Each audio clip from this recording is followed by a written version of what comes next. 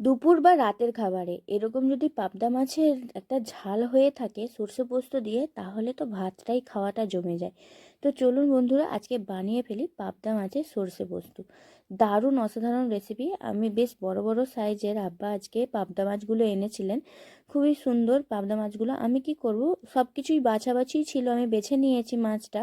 আর আব্বা বেছেই এনেছিলেন মার্কেট থেকে। তো এখানে কাট করেনি ওরা, আমি এখানে মাঝখান থেকে একটু কাট লাগিয়ে নিলাম। কাট লাগানোর পরে এখানে আমি একটু নুন, হলুদ আর সামান্য যেটা ঝাল লঙ্কা হয় না, সেই ঝাল লঙ্কার গুঁড়ো একটুখানি দিচ্ছি, খুব বেশি দিচ্ছি না।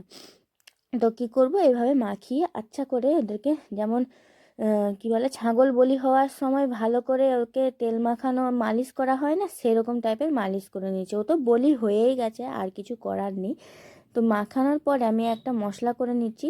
2 চামচ পোস্ত, 1 চামচ সর্ষে দিয়েছি, কালো সর্ষে। আপনাদের বাড়িতে যদি সাদা সর্ষে থাকে ওটাই ব্যবহার করবেন। আর আধটা পেঁয়াজ দিয়েছি, একটা পেঁয়াজের হাফ, আর একটা টমেটোর আর হাফ টমেটো দিয়ে দিয়েছি।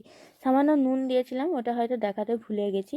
তো নুনটা দেওয়ার পরে আমি কড়াটা বসিয়ে নিলাম, পাশে ভাতটাও চড়িয়ে দিয়েছি, ভাতটাও হয়ে যাবে আর গরম গরম আমাদের পাবদা মাছের ঝালটাও রেডি হয়ে যাবে।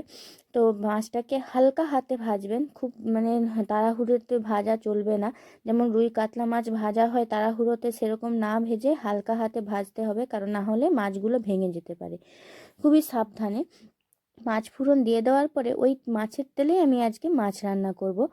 তো ওই 5 ফোড়ন দিয়ে দেওয়ার পরে আমি পেঁয়াজগুলো দিয়ে দিয়েছি, একটা পেঁয়াজ ব্যবহার করেছি। তারপরে একটু সামান্য চিনি দেওয়ার পরে দেখুন পেঁয়াজটা কত সুন্দর লাল হয়ে গেছে। ওর মধ্যে যে মশলাটা করে রেখেছিলেন মিক্সারে, ওটা দিয়ে দিন। আপনারা শিলেও বেটে নিতে পারেন। হ্যাঁ, তবে এখানে একটা কথা বলবো, যে শিলে বাটার কিন্তু মশলার টেস্টটাই আলাদা। লঙ্কাটা কিন্তু দিয়ে দিলাম এখানে, শিলে বাট আর জিরে গুঁড়োটাও দিয়েছি, আর তার সাথে কাশ্মীরি লঙ্কা। তো শিলে বাটার টেস্টটাই আলাদা।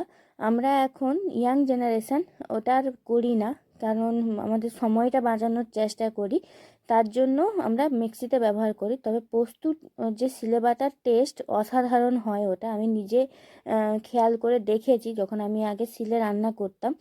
আমার আগে তো এরকম রান্নাঘর ছিল না, বেশ মাটির টাইপের রান্নাঘরই ছিল। এই তো রিসেন্ট রান্নাঘরটা হয়েছে।